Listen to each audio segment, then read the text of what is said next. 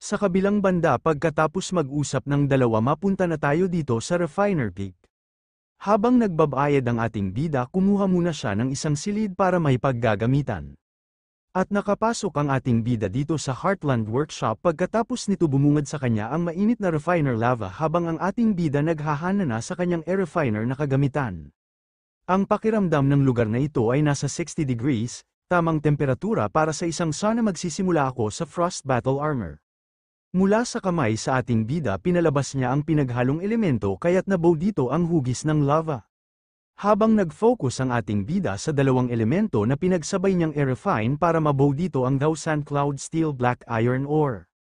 Sa pagkaalala ng ating bida sa sinabi ni Matabang Longfu Jr. Brother Yu, hindi ko sinasadyang narinig ang isang kwento tungkol sa dual cultivation pills. Hindi mahalaga kung pinuhin mo ang mga tabletas o kagamitan, kapag naabot mo na ang rurok, magpapadala ang mundo ng gabay na liwanag at dadalhin ka sa walang kamatayang mundo. Ngunit kung gagamit ka ng dual cultivation pills, iyon ay katumbas ng pagbibigay ng gabay na liwanag, at maaari ka lamang umasa sa pagsira sa mga kaharian.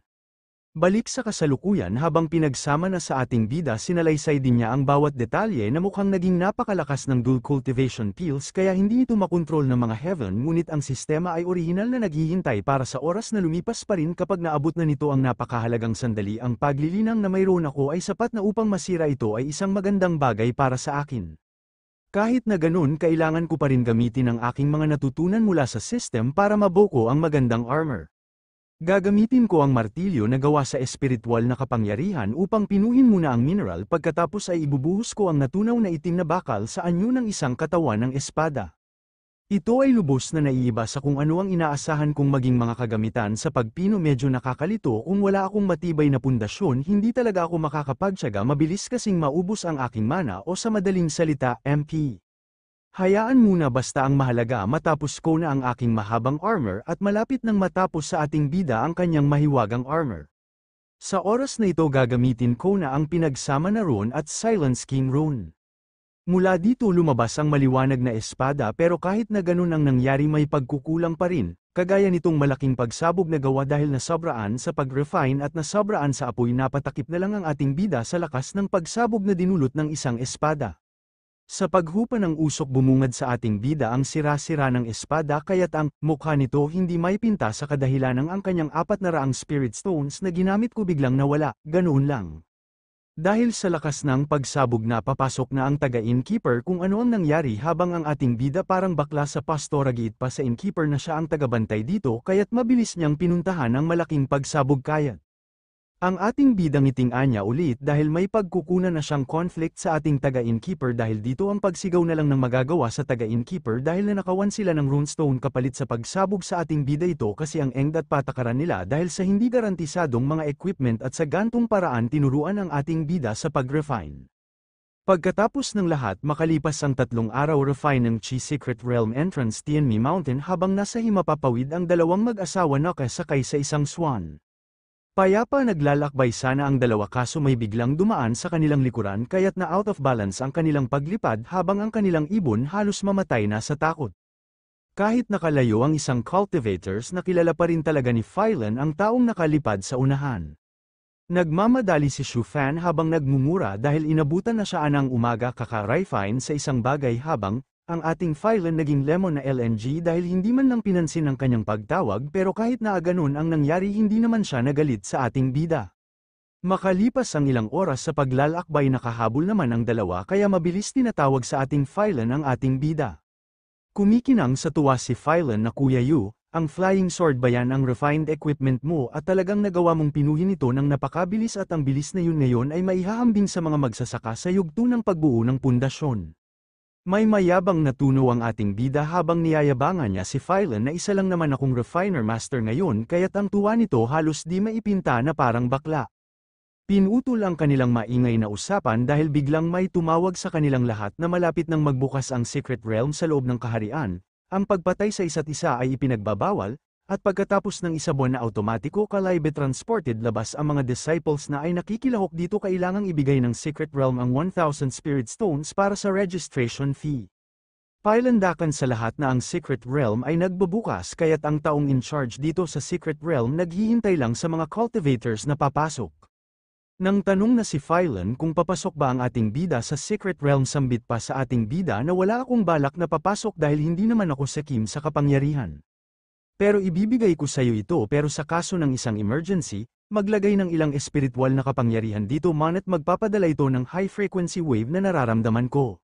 Magpapasalamat na sana si Phylon pero biglang iniwan sa Eri kaya't dahil dito pinagpawisan na lang siya ng di oras. Ang bilis talagang maglaho ni Kuya Shu Fan pero sana nasa ligtas ang kanyang paglalakbay ngayon sa Secret Realm. Sa kabilang banda nakapasok na ang ating bida pero sa pagpasok nito unang mura kaagad habang ang mga pure chi dito ay sobrang dami pero maliban sa pure chi kailangan ko muna ma-manage nagsakto dahil may kailangan akong harapin dito si Ling Feng. Isang buwan ang gugulin ko dito sa Secret Realm at gagawa muna ako sa ngayon ng secret base para may tataguan ako.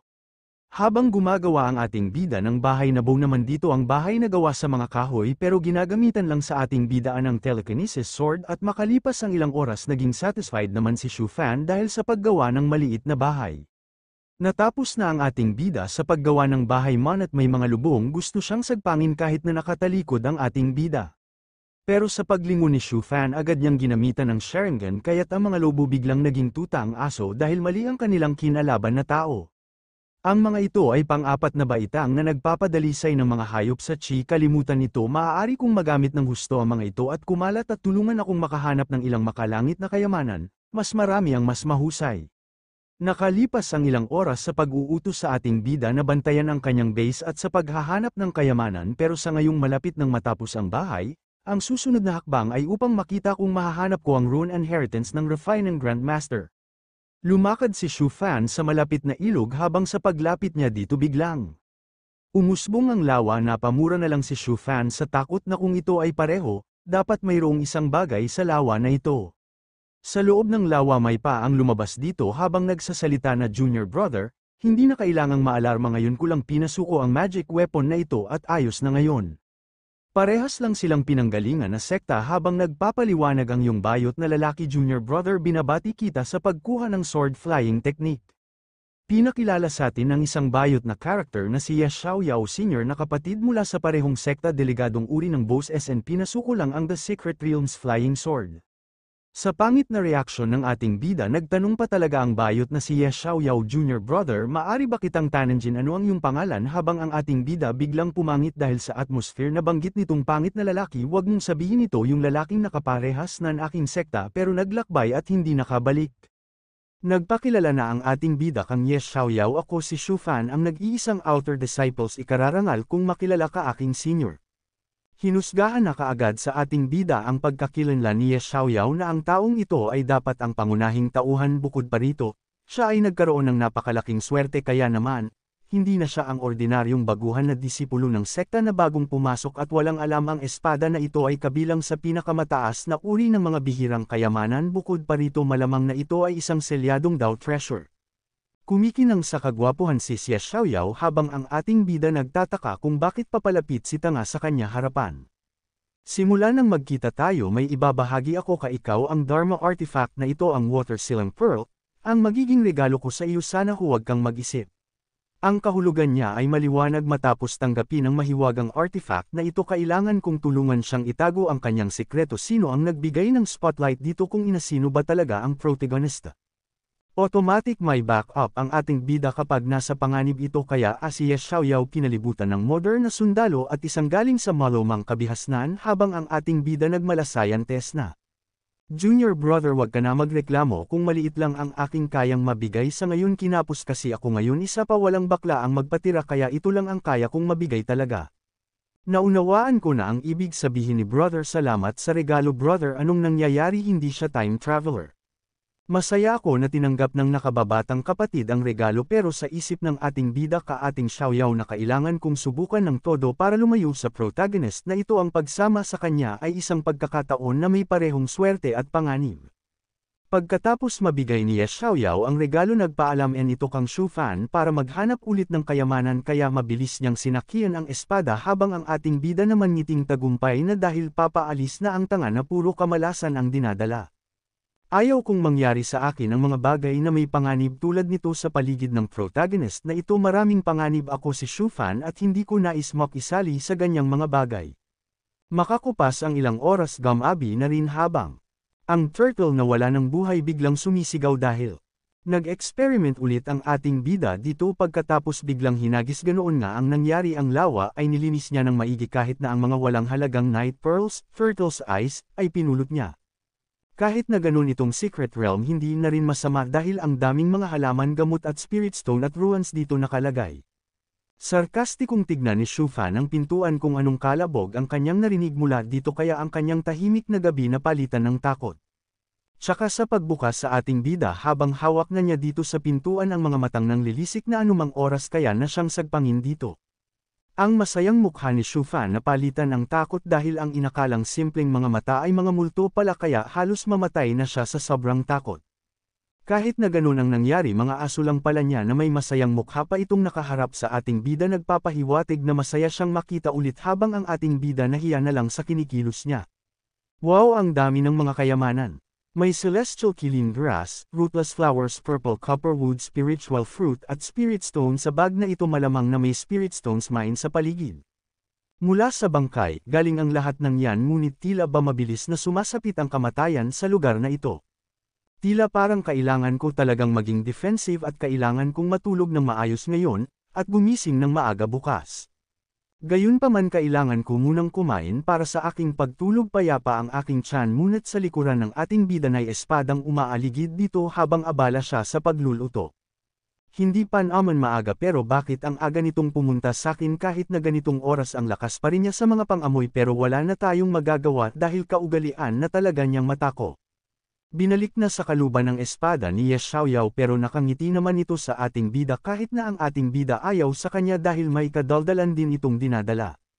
May paubo-ubo namang kaagad si Ye Xiaoyao para yayain kumain sa ating bida habang si Shufan naiirita na sa pagmumukha nito dahil pumunta lang pala ito sa kanya para makikain kaya walang choice ang ating bida kundi pakainin na lang kahit labag sa kalooban nitong tumulong. Senior brother Ye napakalakas mo pala dapat ka ng A-rank called disciple in waiting. Alam mo Shufan hindi ako ng disciple in waiting ng myriad sword pick pero ang master ko ay si Elder Yuan Hui.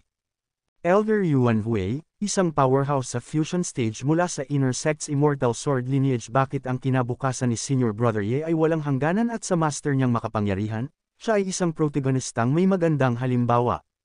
Senior brother Ye, ang talento mo ay walang kapantay. At nakakuha ka pa ng isang mahalagang kayamanan sa Secret Realm kapag bumalik ka hindi ka ba magiging isa sa mga makapangyarihan agad.